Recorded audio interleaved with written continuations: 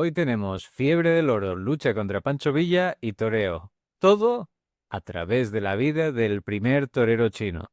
¿Quién da más? Estén atentos que les cuento.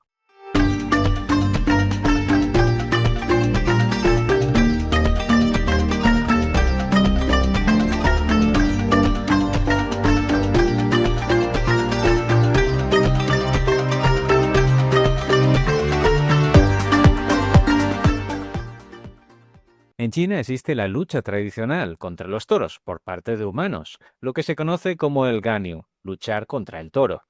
Dentro de la cultura hui es bastante popular, predominantemente islámica, y se desarrolló desde la alta edad media de China. Básicamente tienen 3 minutos para derribar hasta unos 400 kilos de toro, pero hay un chino que decidió hacerlo a la manera tradicional española. Vicente Hong. Nacido en 1893 en la zona de Cantón, aunque todavía no estamos seguros de la ubicación exacta, dentro de una familia con posibles, unos comerciantes que tenían suficientemente dinero. Aún así, en 1907, con 14 años, nuestro querido Hong se escaparía para unirse a la ópera china. No estamos hablando solamente de una ópera tradicional, sino de una ópera bastante dedicada a la acción. De hecho, actores muy famosos en China, como el propio Jackie Chan, también habrían estado trabajando en la ópera china antes de dedicarse al mundo del cine de acción. No obstante, posteriormente regresaría y sería internado en un colegio de Cantón. Nuestro querido Vicente Hong tendría ahí la oportunidad de trabajar como impresor y tipógrafo, que sería fundamental en su vida posterior.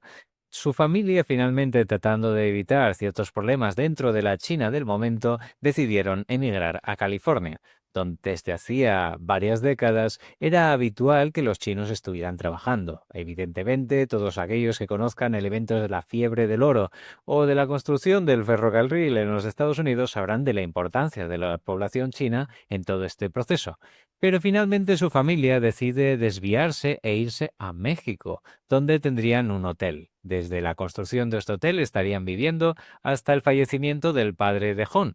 Estaría al cargo después su hermano, que no se llevaba especialmente bien con él, y de nuevo Hong se escapa, marchará a los Estados Unidos donde trabajarían precisamente en la extracción de oro hasta que un grupo de asaltantes le quitarían todos sus materiales y finalmente regresaría a México. No existe una clara referencia dentro de las entrevistas al señor Hong sobre cuál sería el motivo principal de su conexión con el mundo taurino. En algunas de sus entrevistas habla de que el funeral de Antonio Montes fue particularmente importante para su presencia, puesto que se había cruzado con ellos, pero según las fechas parece ser que no coinciden del todo. No obstante, otra opción es que lo hubiera conocido a través de el mundo del toreo que se había alojado en el hotel familiar. En este contexto conocería al español José Romero Frascuelillo, al cual le entregaría 50 pesos para que le formara en la escuela de Tacuba. Allí se formaría, pero con la necesidad de conseguir más dinero volvería a la excavación de oro, en este caso a la mina de Juancito en Honduras.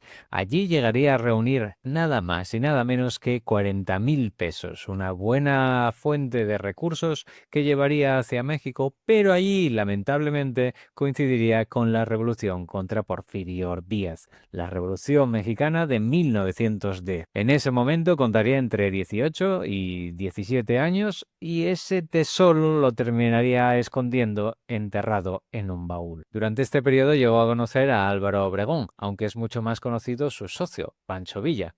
Aquí lo podemos ver entrando en Ojinaga. Y realmente durante esta revuelta habría de todo, hasta japoneses, no solo chinos. De hecho, en esta misma fotografía podemos apreciar a Kingo Nonaka, enfermero que por casualidad llegó a atender a un herido general Francisco Madero y que terminó convirtiéndose en el jefe de enfermería de la ciudad de Juárez, al menos de uno de sus hospitales. Y finalmente fue un capitán entre las tropas de Pancho Villa. En 1911, volvemos, nuestro querido Hong terminó cortándose la coleta y aquí ya podemos cortar nuestra historia. No, realmente no se cortó la coleta de tablero, sino la otra, la que había sido obligatoria durante siglos dentro de China, el bianzi. Inicialmente era un elemento de sumisión de los chinos Han, los que eran la mayoría, frente a los soberanos manchúes, para poder reconocerlos fácilmente y limitarlos en muchísimas partes de su vida. pero después pasó a ser un elemento de orgullo entre los chinos más tradicionales, hasta que Puyi, el último emperador, decidió cortarse la coleta y permitírselo a todos los chinos el 7 de diciembre de 1911. Pero volvemos a Han, 1912. Recupera la coleta, en este caso postiza, que será la que le acompañara desde entonces y de la que parecía sentirse realmente orgulloso. Su primer gran éxito como torero fue en la Guadalajara de México, donde inició dando un paseillo con el traje de la ópera. Sí, de la ópera cantonesa. A los chinos no les gustaba nada el traje de luces, les parecía ridículo. Sin embargo, él solo lo llevaba solo para el paseillo. Quería realmente difundirlo entre los chinos, pero le servía como un elemento exótico. En esta jornada coincidió con Antonio López, el Mellayito de Málaga, el cual hizo un papel terrible hasta el punto que terminó en la cárcel ese día. Por su parte, nuestro querido Hong hizo un papel estelar, lo que le permitiría salir el hombros. En 1913 ya se hablaba de él en la prensa taurina de España. Pero de nuevo llegó otra vez Pancho Villa, vuelve a la carga en 1920 y el secretario de Guerra y Marina de México decidió contactar con nuestro querido Hong, ya que era un personaje muy respetado dentro de la sociedad china de México. Le encargó reunir a un ejército de 2.000 chinos, lo que no era nada en comparación con los 100.000 que estaban legalmente establecidos ya en el país. Su misión, al menos su primera misión, fue custodiar un tren cargado de 9 furgones con lingotes de oro y al menos 12 campanas de iglesias destinadas a ser fundidas para acuñar monedas de cobre. Efectivamente, el ejército de Pancho Villa, o una unidad de caballería, fue a asaltar el tren, no solamente por el oro, sino también para liberar a al menos 80 prisioneros que iban detenidos en el convoy. Los chinos de Hong llegaron a matar a 300 de estos asaltantes y saltándose con unos 200 prisioneros adicionales. Por ello fue nombrado comandante y llevaba a muchas partes este famoso documento. En total tenía ya 400 corridas en México, Guatemala, Honduras, Venezuela y Perú, con solamente 3 cogidas de gravedad, llegando a un máximo éxito en Lima al haber recibido una paga de $10.000 por su sesión. Era admirador de Belmonte, al cual había visto en Perú. De hecho, la mujer de Belmonte era de Lima. Pero los principales sueños de Vicente Hong eran dos: ir a España y llevar el toreo a China, donde utilizar el dinero obtenido de este proceso para construir escuelas y enseñarles oficios a los chinos con profesores procedentes de Occidente. Después de otros periplos, llegó a Venezuela, donde dirigió un periódico chino para la sociedad del momento, China, y se convirtió en el delegado de inmigración en el país. Sería esta sociedad china venezolana la que le encargaría ir a España, no a torear, sino a realizar un encargo. Para el centenario de Simón Bolívar, esta sociedad china venezolana decidió mandarla a España para encargar un busto, el cual evidentemente le sirvió de excusa para torear finalmente en España. Así que en 1930 finalmente llegó con su representante a España. La entrada fue un tanto accidentada, ya que fue detenido. Finalmente llegó a Barcelona. Según la prensa española, esperaban un chalao más que venía a hacerles reír, pero este hombre llevaba ya 18 años toreando y además era zurdo. Su primera corrida sería en Gerona, paseillo a la China con las ropas cantonesas, posiblemente las más formales, que son las que se aprecian en esta fotografía. Tuvo una acogida, pero la gente se quedó alucinada con su bravura, viendo además que estos toros eran potentes, no como los que se había enfrentado muchas veces en América. Aquí tenemos que parar. Nuestro querido Vicente Jón se dedicaba a las novilladas, pero las novilladas de la época. Estamos hablando de novillos de casi 300 kilos, lo cual no era pecata minuta. De hecho, él mismo va a la Monumental de Barcelona como público a ver los toros de Pablo Romero. Evidentemente que eran unos toros de verdad. La gente le reconoció en el ruedo y tuvo que salir a la arena a saludar. En la Monumental volvería un tiempo después, pero a torear. No le gustó en este caso a la gente que llevara su traje cantonés, lo que empezó con silbidos durante el paseillo. Empezó bien la jornada, pero le dieron una voltereta y finalmente lo hizo tan mal que le llovieron almohadillas. Empiezan mal los momentos de nuestro querido Vicente Jón. Después se va a Segovia, de nuevo mal, con pitos y aplausos al toro cuando lo retiraban. El último toro falló a matar y el toro le persiguió y terminó pillándolo, mandándolo a la enfermería. Se fue a Palma de Mallorca, donde pudo entrar a matar, pero le engancharon rompiéndoles 3 costillas. Finalmente, en Vistalegre, en Madrid, la fortuna parecía brillar un poco más. Hubo muchísima expectación por este torero chino. Cuando salió a la arena se le notaba ya herido, lo que hizo que se ganara todavía más al público. Terminó con una vuelta al ruedo y de ahí directamente a la enfermería, ya que no estaba en buenas condiciones. En el Escorial también hubo peticiones de oreja, pero la cosa se torcería completamente en Burgos. Su torero predecesor lo hizo muy mal y los toros no estaban a la altura de lo que se les podía pedir.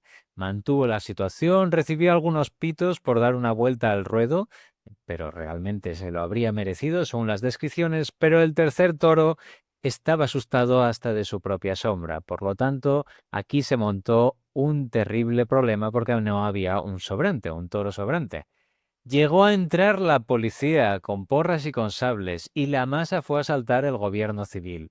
Evidentemente, aquí lo más importante no fue lo que hizo nuestro querido Vicente. Sin embargo, continuaría la cosa en San Sebastián con otra petición de oreja y a Zaragoza con varias cogidas hasta quedar inconsciente. No tenía mucha suerte. En Zamora, muy mal, muchos intentos de ir a matar y muy malas Verónicas. Y en Cuenca, más cogidas, termina en enfermería, pero vuelve a salir, por lo cual termina siendo ovacionado por el público con una petición de oreja. Después de esto regresaría a Madrid, donde escribió una obra corta llamada La influencia del opio, que posiblemente un productor muy avispado terminaría robándoles. Después de esto solo tenemos noticias vagas y una corrida nocturna en Jerez de la Frontera que terminó muy mal con 9 espontáneos saltando al ruedo en 1931. Y con esto sería el fin de la visita a España de nuestro querido Vicente Jón. 10 novilladas y varias coplas dedicadas a la figura de este señor que se quitó la coleta al menos en 2 ocasiones. No se sabrá más de él hasta 1960, cuando fue a España a respaldar al chino estadounidense Bong Huai-wong. Pero esa es otra historia. Tenemos muchas más historias de chinos, coreanos y japoneses enfrentándose a los toros. Si les interesan, déjenlo en los comentarios y si quieren hacer más aportes, que sepan que los leemos siempre. Y con esto pasamos a las noticias de esta semana. Y empezamos esta semana con la India. 81 detenidos por apoyo a Pakistán, incluidos aquellos por poner simplemente una bandera de Pakistán en su Instagram. Y precisamente en Pakistán, hasta 200.000 afganos ya han dejado Pakistán este año, de los 800.000 con permisos de residencia cancelados, gente que llevaba décadas viviendo en Pakistán o incluso que habían nacido allí. Desde 2023, al menos 1 millón ya se han marchado de Pakistán. Cientos de miles de afganos llegaron huyendo de los talibanes y se especula que en torno a 1.300.000 estarían actualmente refugiados con tarjetas de las Naciones Unidas en Pakistán, que serán los siguientes posiblemente en ser expulsados del país.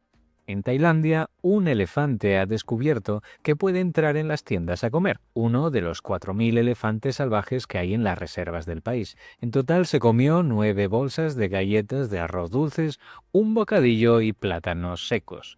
Extraordinariamente educado, no rompió absolutamente nada, a pesar de que estaba agachado para poder entrar en el local. Play, que es como se conoce a este elefante macho, solo manchó el suelo de barro. Los elefantes de las reservas de Tailandia saben que pueden ir a las casas. De hecho, Play, después de esta visita al supermercado, también visitó una casa y abrió la ventana. Mientras tanto, la promesa del partido en el poder en Tailandia de dar $300 a toda la población se ha congelado, culpando de ello a los aranceles de los Estados Unidos. Mientras tanto, en Malasia hay movimientos políticos de gran calado. El ministro de Inversiones, Comercio e Industria, miembro de la coalición, se ha pasado al partido en el gobierno de Anwar Y mientras tanto, en Corea del Sur, la victoria de la oposición. Finalmente, el Partido Demócrata ha llegado al poder después de que el Partido del Poder Popular, el PPP, declarara una ley marcial para tapar los casos de corrupción que les estaban llevando a juicios. Pero es que ni siquiera el vencedor de los comicios, Lee, abogado de los derechos humanos, se libra de tener casos pendientes de soborno y corrupción de su propia persona. Sus objetivos son impulsar la economía, la distribución de la riqueza, el control de precios de la vivienda, la renta universal y el aumento de la fertilidad, teniendo en cuenta que es la más baja del mundo. Por otro lado, ha habido una mega redada contra las estafas en todo el sudeste asiático, incluido precisamente Corea del Sur. 1.800 detenidos por estafa, 33.900 investigados y 225 millones de dólares en estafas. China, por otro lado, ha conseguido la Visa ASEAN. Permite la estancia de ciudadanos de hasta 11 países del sudeste asiático hasta 180 días sin visado dentro del territorio chino. Cosa parecida a lo que ha llegado con otros acuerdos en otros países como España, Brasil, Argentina, Chile, Perú y Uruguay, generando un aumento del 40% de turistas en lo que va de año. Vietnam, por su parte, elimina el límite de 2 hijos por caída de la natalidad. Y finalmente, en Mongolia, tras 3 semanas de protestas, el primer ministro ha dimitido por corrupción. Espero que les haya gustado el programa de esta semana. Sigan apoyando a D1. Muchas gracias por su atención. Nos vemos pronto en el Nuevo Occidente.